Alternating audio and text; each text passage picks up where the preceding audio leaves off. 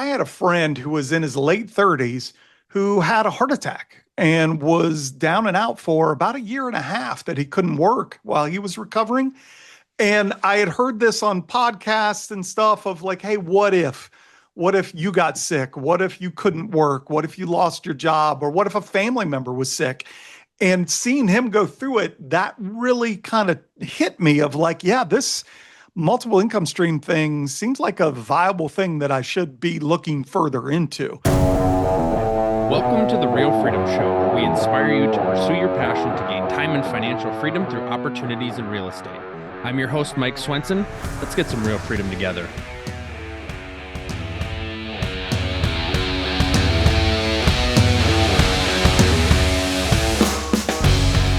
Hello, everybody. Welcome to another episode of Real Freedom, Real Estate Leverage Freedom, where we talk about different ways that people are building time and financial freedom through different opportunities in real estate. I'm your host, Mike Swenson. If you want to get started on your real estate journey, check out our website, freedomthroughrealestate.com. It's where we put all of our content, all of our interviews, with the goal to inspire you through stories, finding somebody that connects with you to get into real estate, find your path, and eventually figure out what the right path is, but you probably don't know it from the beginning. And so that's why we're here. And so love putting great people in front of you to interview and help share their story. And so today, super excited, we've got Chad Ackerman here. Chad is the founder of CARE, Chad Ackerman Real Estate. Previous life, corporate HR for 25 plus years, decided, had enough of the W-2, wanted to get in real estate. Also co-founder of Left Field Investors that was acquired by BiggerPockets, and have been passively investing in real estate for the better part of close to 10 years now. So Chad, excited to have you on the show and share your story. So thank you so much for coming on. No, thank you, Mike. I appreciate it. I'm really excited to be here as well. Look forward to the conversation. Take us back. What seeds were planted in that real estate space and kind of what was churning in your gut, and we can go from there. Yeah. So like you said, you covered a lot of it good.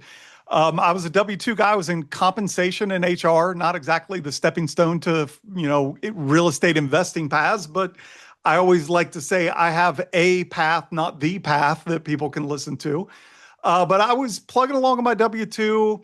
I was living 2 miles away from my corporate job, so not a lot of commute time. And I took a different job at one point in time that gave me some windshield time. And while I was there, I was also talking to one of my colleagues. She and I had worked together for a few years, and she was talking about looking for multiple income streams. And that kind of triggered with me. I'm like, well, I've got this dashboard time now. I need to dig into this because that sounds interesting. And started listening to BiggerPockets of all things to begin with. I think a lot of people that got into real estate start there as well. And then started collecting their books and listening to the Audible books on my way to work. And I was just stuck in that analysis paralysis of, hey, all these things sound awesome, but I don't know how to deploy. I don't know how to scale while I'm still my W-2. I don't know how to make this work. So I chased a lot of shiny objects, but I could never figure out what my path was. And through BiggerPockets, I found a local meetup group here in Columbus, Ohio, where I'm based out of, and attended it. In the fourth or fifth meeting that I went to, one of the founders got up of the meetup and talked about how he left his W-2 from passive investing in real estate. And that was like a big switch that flipped in my life of like, oh, that sounds like the thing I'm looking for. I can stay in my W-2. I can invest in real estate. I can grow scale as much as I want because I don't have to go be a landlord. So this sounds really intriguing. Found out the guy lived in the same suburb of Columbus that I did. We got together for beers. He taught me some things, and I deployed my first investment into a 17-story building in Cleveland, Ohio. And away I went. It was kind of, history after that, I guess, of all the things that followed after there. But yeah, that's the start of it anyway. Right. And I know kind of how the transition happens for you, and we can get into that a little bit, but talk about being in the corporate world where they tend to, really focus in on your 401k, and you've got your profit sharing plans and different things like that. I think so many people are just naturally trained to think that way, or you're investing in stocks. And obviously you can diversify, right? There's lots of options. So it's not 100% in real estate. It can be. However, just kind of talk about that world where most people, that's the path they go down. And the real estate thing kind of sounds cool, or you see some things on HGTV and maybe plant some seeds, but not a lot of people take that step because they just think my 401k is good enough. Yeah. No, I mean, that was what I was taught. I grew up on a farm. My mom was a teacher. My stepfather was a farmer. So they didn't have a lot of experience in the corporate world. So I was making all this up as I went along anyway. But I understood, hey, max out your 401k, get all the match you can get out of them, maybe set up a Roth. I bought into all that and was doing those things. The thing that kind of triggered me, I had a friend who was in his late 30s who had a heart attack and was down and out for about a year and a half that he couldn't work while he was recovering. And I had heard this on podcasts and stuff of like, hey, what if? What if you got sick? What if you couldn't work? What if you lost your job? Or what if a family member was sick? And seeing him go through it, that really kind of hit me of like, yeah, this multiple income stream thing seems like a viable thing that I should be looking further into. And that's what really sparked it for me was don't just rely on the 401k. Don't rely on one single paycheck. I worked in compensation, so I was helping other people build their wealth or their income, but it was through a W-2. It wasn't outside of. And so the more I started scratching the surface of, I knew real estate. I had been in, I had my real estate license years ago. I knew it. I understood it. I'd done well in some single families that I had owned a living and then sell a few years later and made some good money on them. But I hadn't really chased the investment side of things much because I watched my friends that had rentals and every weekend they're going to the rental and every, 3 nights a week they're going to the rental. And I'm like, man, my kids were young. I didn't want to do that. I didn't want to take on another job. That landlord thing just seemed like a drag to me. And when I found the passive side of things and the tax benefits that go with it, it really just set me off of like, this is, I think, what I've been looking for. And I haven't looked back since. I've been doing it. I got my first deal in 2018 and I haven't looked back since with it. Yeah, and a lot of people that do decide to get into real estate, yeah, go that active route. Yeah. And I remember I had launched a real estate team in 2020, and we started to go more investor focused. And so I wanted to do a project with my team to do a flip together so they could get some investor experience, and spent nights and weekends away from my family doing that. And Yeah. long story short, the last bit of profit we were going to have remaining when we sold it went away when the furnace went out the week before we were listing the property. And so kind of that last chunk went away, and I looked up and I said, we were fortunate. We broke even. We earned Yeah. commission as agents right on the sale. But I looked up and I was like, I took time away from my family for doing things that I think were going to help me spend more time with my family. Right. That doesn't make sense. It's not me. And you broke even. Right. And I did construction in college, so I like doing that work. So I was like, I've got to find something that I can't insert myself into. And fortunately, not too much later was when we stumbled across an apartment building to invest in. And I was like, okay, it's not near me. I can't force myself into this. Yeah. And it is much more passive. So then it becomes finding those right opportunities. Yeah. But yeah, you're right. There's so many people that try to take that active route and either get a second full-time job trying to make their properties run. Yeah. So finding a way to get the win of real estate and the passive side is the double win, right? Yeah. Well, I think there's a lot of myths around the passive side that people just think I got to have a ton of money or it's only for the really sophisticated real estate people.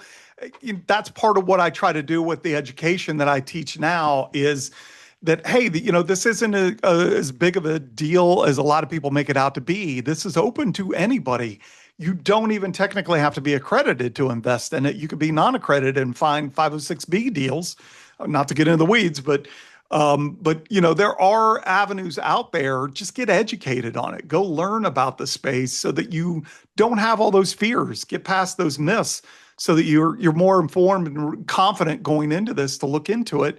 And then, there's risk involved in any deal, in any investing you do, whether it's stock market, real estate, whatever. But there's so many different ways to get into real estate that I studied wealthy people, and everybody I studied had real estate in their portfolio. And everybody had whole life insurance policies in their portfolio too. So I'm like, there's got to be something to that. There's got to be some value to that. Growing up on the farm, I understood real estate from that standpoint of, hey, the more ground we can get, the more we can farm, the more we get out of it. And I understood that it appreciates and has value. Well, I wanted to be able to take advantage of that with what I was putting my wealth towards. Not, I am a 401k liquidator. I did move it all over and invest it all in real estate. I don't preach that to people that that's what you should do. I think diversity, like you said, is a big key.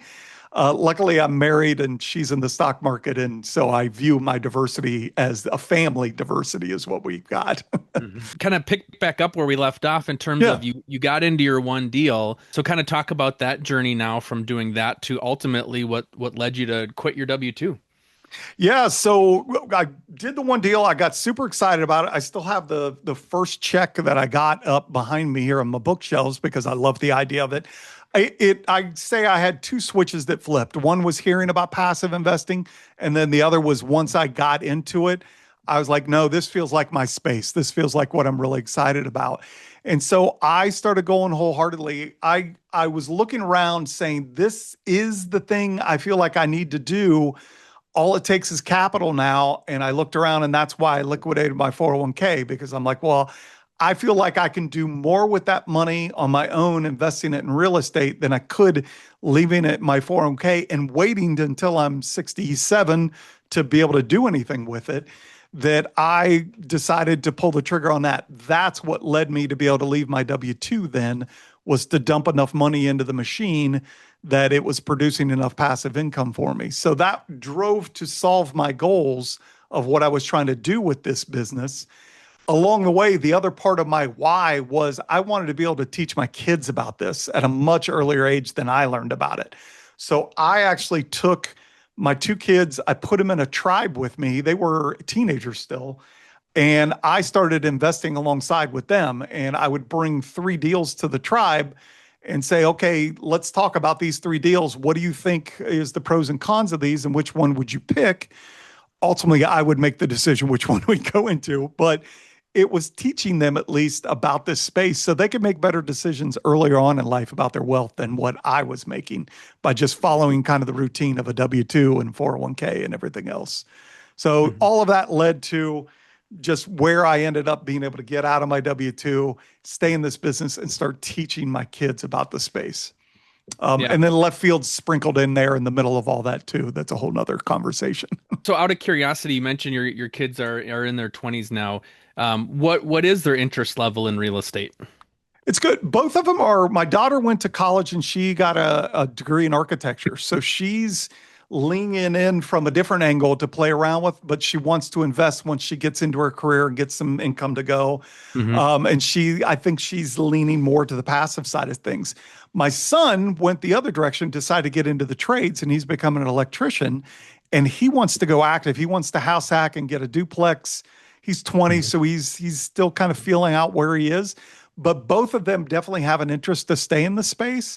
That Hmm. I get the allure of the active side, especially in your 20s. You can make money quicker there than you can passively. That I get the idea behind, especially when you have hustle to add to the mix. Hmm. But as we saw, half of the reason the BiggerPockets came and talked to us about acquiring left fields was because they called it, we were tired of seeing our active investors graduate to passive. And then they didn't offer passive information at the time. So they were Hmm. looking to add that to the mix. And we said, yeah, that, most of the people that were in our community were active investors at one point and then started migrating to the passive side over time. So it seems like there's a bit of timing involved with it. To me, Hmm. once I understood the tax benefits of being passive versus active, it was kind of a no-brainer because that bonus depreciation benefits you get out of the passive side didn't hold a candle to the pressure of 1031 exchanges and stuff like that. Again, not to get into the weeds of all this, but Yeah. but that's kind of what all fed into all this journey that's been going on for the last several years. Yeah. It's interesting to see because yeah, kids, my take has always been as we build and grow what we're doing, they can choose to be involved if they want, and if Yeah. not, no big deal. And yet still what we're building is going to be something that will have some value to them down the road. Absolutely. And yeah, if they want to be involved, great. If they don't, it's exciting. Just hearing my kids talk about, I'd kind of planted a seed of, them helping to build websites. I've Mhm. got a ninth grader and a sixth grader, and so now they're talking about, being able to do that. So just kind of planting the Yeah. entrepreneurial bug wherever that goes. But yeah, you never know. But you're exposing them to things that, yeah, we weren't exposed to at that age. Exactly. No, and when I started thinking about pulling the kids in, I was talking to one of these investors I was in a deal with that had pulled their kids into the mix as well already. And I said, "Yeah, well, my kids are, late teen, they're about to graduate high school, go off to college." I said, "Once they get done with college and they're in their career, I think I'll pull them in then." And they're like, "Why? Like you're going to miss so many years that you can educate them." It doesn't have to be that, they're investing their own money, but there are many things you could do to start teaching them. I Mhm. even went out and got the cash flow board game from Robert Kiyosaki, and Yep. we play that. And then as I started to bring deals to them, they'd be like, "Oh, this is kind of like the 3-2 model kind of thing." I'm like, "Yeah, you're getting it. That's good." So they were starting to, it was just any exposure. And knowing teenagers only have so much attention span to listen to dad anyway, that I tried to keep it simple, just start dropping nuggets and showing them things. And it Mhm. stuck. Like I'm seeing it now with them where they are. They had an interest. They haven't totally circled back around and want to like start investing with me yet, but they're at least have passion around it and want to learn more, which is the best I could do right now. Are you looking to get started or scale in real estate investing but don't know your next step? Are you overwhelmed thinking about finding deals, analyzing deals, doing due diligence, and managing properties on top of it? Go ahead and push the easy button and invest with us. Real estate investing is what we do full time. We've done dozens of deals with hundreds of doors. We have the knowledge and experience to handpick the best deals that most investors can't find. We've got large off-market deals all the time where you can hopefully find returns and economies of scale that you just can't find on your own. The best thing is it's 100% passive to you for less capital than you put down trying to acquire a property on your own. Don't let this year go by where you don't make the leap, add to your portfolio, or you just sit in analysis by paralysis. To find out more, visit freedomthroughrealestate.com and click on invest. You can book a call and learn more there. So get to scaling your portfolio now with us by your side. That's freedomthroughrealestate.com and click on invest. Both of their careers lend well to be adjacent to where they're going to build connections where if that is the Exactly. right path, boom, they can jump in. It's Yeah. Yeah. it's not like an Absolutely. HR to real estate jump, right? Not quite. Well, I joke with one architect and one electrician. I'm like, you guys could start a business. Like you've got your own operator system here that Mhm. you guys could work together someday. But they still have too much rivalry, competition between each other to do that yet. But maybe someday. Yeah. Okay. So talk about kind of now you're full time diving in. You had mentioned, left field investors, curious for you to be able to share a little bit more about that. And then obviously what you're doing right now with your current company. Sure. Yeah. So left field investors was the intent was just to be a local meetup to get 10 or 12 passive investors together around a restaurant table to talk about their investing, share stories, get like-minded people together. We were just going to try to keep it, branch off from the active meetup that we were involved in and start a passive investing one instead. And our first meeting was scheduled to be March 18th of 2020, and the world shut down 3 days before that with COVID. And so we got put on Zoom like we're doing now. And we said, well, since we're on Zoom, we could invite more people from out of state, whatever. And it just kind of was the right timing that it just snowballed that we ended up with about 2,000 passive investors in our community before it was all said and done. We would host Monday evening meetings, and we would have people in Asia that had joined our community eating their breakfast while we're having our dinner conversation that I thought Hmm. was really cool. We ended up doing a couple local meetups here in Columbus as well and had people come in and did a conference, and it was great. And it was a great experience because I had people come up to me, especially in that first one. I had 3 or 4 people that came up to me and said, "I want to thank you because you changed my life with what you built." That I've never had that experience. HR wasn't giving me that experience in my life. That it was so cool to say that, we were selfishly building left field just to become better passive investors ourselves because we knew if we heard other stories, if we had notes we could compare, we would do better. And it was 100% true. Well, the fact it was helping other people out too was just sugar on top of the thing. And so we did it for 4 years. BiggerPockets came along and was asking us about it. And jokingly, they said, well, maybe we'll buy you out someday. And we thought about it a little bit and we said, well, why don't you buy us out? Because we were kind of getting to a point where it was getting tedious for us to keep up with it. And we thought BiggerPockets was a great portfolio or platform for it to go to. And it's now called Passive Pockets. If you go to their platform, you'll find it in there. And I love the fact that it's existing there still and moving on. And so I went back after we did our transition. I got certified as a business coach. And then I blended that business coach education resource with my left field and my passive investing. And now I try to get education to the LPs. I think the biggest gap I've seen in this industry is there's a ton of education to teach you how to do single family work. There's a lot of education on teach you how to be an operator and be a general partner, but there's very little education around teaching how to be a limited partner, and it's a viable industry to be in. So I'm trying to do education now to teach people about this limited partner space and see if it's the right fit for them. Yeah, certainly. I mean, for limited partners who want to find good deals, who want to know what is a good deal, because I feel like, so we're in the 506B space primarily with our network, Yep. and they like investing with us because they know they can't do it themselves. There's an economies of scale to multifamily. But at the end of the day, if push were to come to shove, if I were to, give them a quiz, they probably don't have a great understanding. They just are relying on the relationship, which is what the 506B tends to do. You're relying on who you know, what they've done, and I know that person well, and I trust that person. But yeah, you get into 506C, and it's just there's an open market of opportunity, and how do you find what's a good fit for you? I was on a call this morning talking about, every investor has different risk tolerances, things they like, things they don't like. 100%. What are red flags for you might not be red flags for other people. And so there's a lot to learn out there. There's a lot to learn. Yeah. And that's what I focus on with my education is that foundation structure. There's a lot of groupthink that goes on, like you're saying, that we saw it with left field as well. I want to teach people that, they're not all made the same and not everybody's goals are the same. So take the time. You only have so much capital to invest. Take the time to understand your goals, your strategy, your identity, your investor identity. What do you want out of this?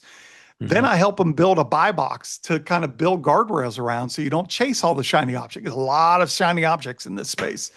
But then once you have all of that, then you can really hone in on what deals are out there that fit to you. And my main goal, what I tell people is I want to teach you to be able to say no to things quicker, because there's going to be a lot of deals that hit your inbox and you only have so much time to spend on this too. I want you to be able to say no a lot quicker so you can get to a maybe. And then that maybe you can dig deeper into and see if it's a yes or not.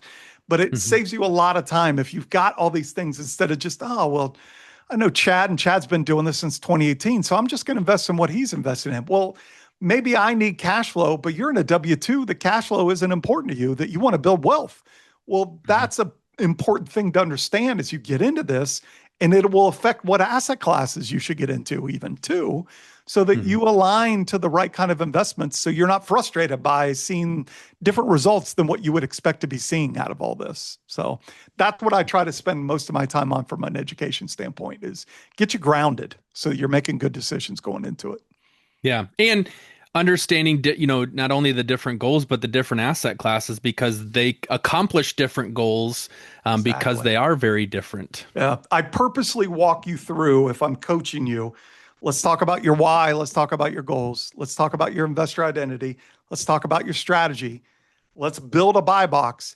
Then we'll finally start talking about asset classes, because then I understand you and what you want out of this enough. And hopefully you understand yourself a little better now too.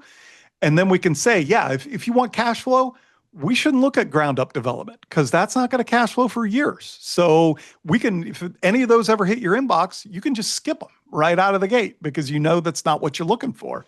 So it's very important, I think, to go through all of that and not just be, oh, Chad's been doing this a while, I'm going to invest in what Chad's investing in. Well, that may or may not align to what you really want out of this space.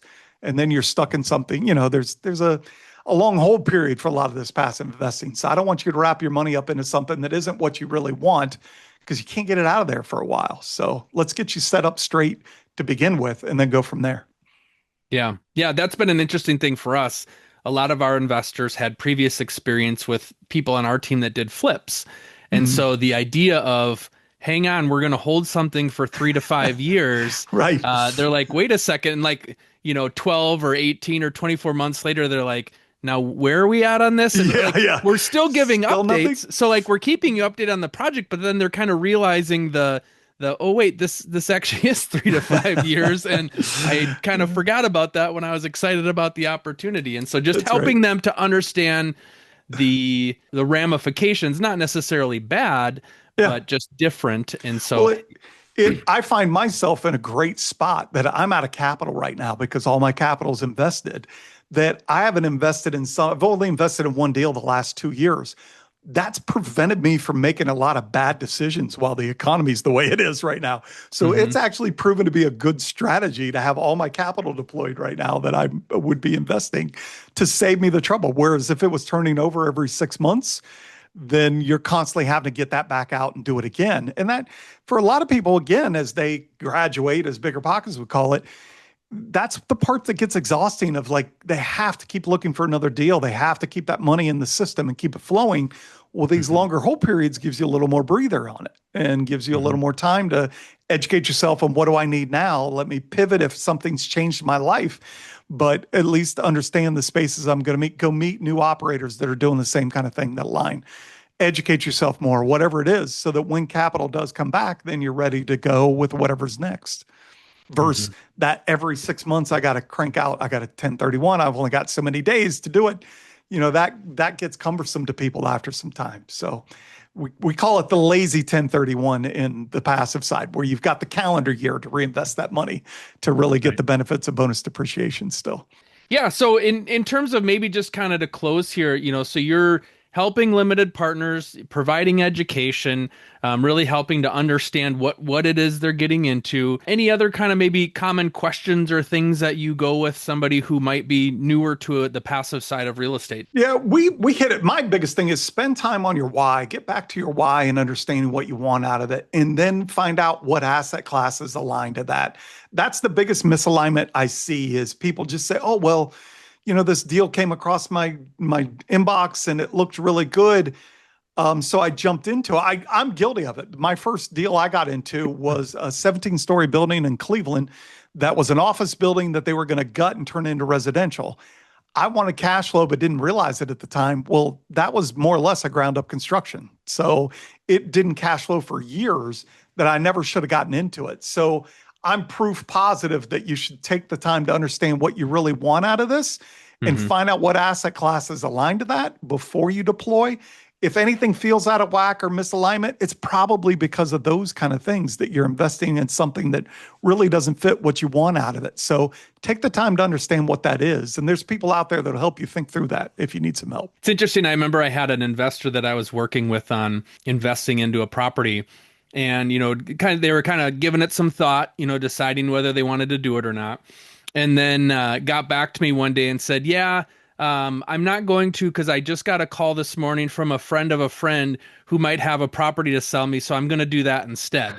And I was like, totally different asset classes, totally different strategies, and it's like, kind of realizing like you're not as close as you think in that regards, because they still have to figure out what they want, and Mm-hmm. giving them the time to know what to say yes to is really important. And I think that's the other thing too, learning with investors is like, it all has to be in their timing, right? Like I tell Yeah. people, my goal, like I'm not trying to sell you anything. I'm trying to put opportunities in front. If it's a no because you don't understand it, well, then let's talk about it. So when the next Yeah. one comes along, you do understand it. Or every deal's different, because people, they like to say, like, well, typically, I was like, there hasn't really been a typically in the deals we've done because everyone is so different from each Yeah. other. Yeah. And so helping them to understand what's a fit for them. And like you said, aligning with your goals, aligning with your why is really important. It's important. And the one thing I will say to that, I felt like I heard this story over and over again with left field, with the community that we had. You aren't alone in this space. You aren't the only one that's struggled with figuring out what your why is and what your goals are, and maybe being misaligned on a deal or two or whatever. Get involved with the community. Go find like-minded people. There aren't a lot of people doing this. Unfortunately, there's plenty of them out there, but it's not easy to talk to your neighbors about this or your family about this because they might think you're crazy to be doing this space. Go find a community of like-minded people that you can go hear more stories and get more feel of what were other people's paths and find one that feels like it's close to yours. And that will help bring you some alignment as well and give you some direction on what you need to do. Your podcast is probably a great help for that, for people hearing other people's journeys of how they got to where they are. Spark something with somebody probably every time they listen to one of your podcasts. And that's great. I think that's a great resource. You're doing a great service to the investors out there to offer these stories up, because it's what motivated me. It's what clicked with me, was hearing other people's story. Like, okay, I could do this, and maybe I'm just not aligned properly and I got to figure that out. But it kept me going. It kept me from getting too frustrated with it and giving up and going back to the stock market. And I'm so glad I didn't. Thank you for doing what you're doing. Fantastic. Chad, thank you so much for coming on and sharing your story. For people that do want to reach out to you, kind of learn more about what you got going on, how can they do so? Yeah, easiest thing's my website. I got a special one that has a starter kit on it, so people can go get a starter kit and get a feel for what this space is. It's at chadackermanrealestate.com/start. chadackermanrealestate.com/start. It's a big long one, but it'll get you there. It'll show you some stuff that I've developed and put out there for people to try to get them chasing. I want to flip the switch for people like it did for me. I just try to find people that are interested, let them know there's stuff out here to teach them how to do this, and keep going. I think I love real estate. There's so many cool things you can do, and it's getting over that barrier of not understanding what it is and the benefits. And once they see those benefits, I think for me, right, for the people that it's a right fit, it's awesome. And it's cool to see people's eyes be open, realizing like, oh, dang, my tax bill went down a ton this year because I invested in your deal. Like, that stuff really matters, and people just don't understand that because they don't have the education on it. So that's exactly right. Yeah, if you spent time learning anything specifically about this industry, one thing I would say, focus on tax to start with and the benefits that real estate offers to you. And that can really send you running. And I get passionate. You can probably hear it in my voice. I lean up in my chair and get all excited. But I love finding other people like yourself that are passionate about it as well, just to keep me going and motivated also. So I appreciate it. Yeah. Well, thank you so much, Chad, for coming on. Thanks for sharing. And we will link to your starter kit here in the comments of the episode. So thank you so much. Thanks, Mike. Really enjoyed the conversation. Thanks for having me on.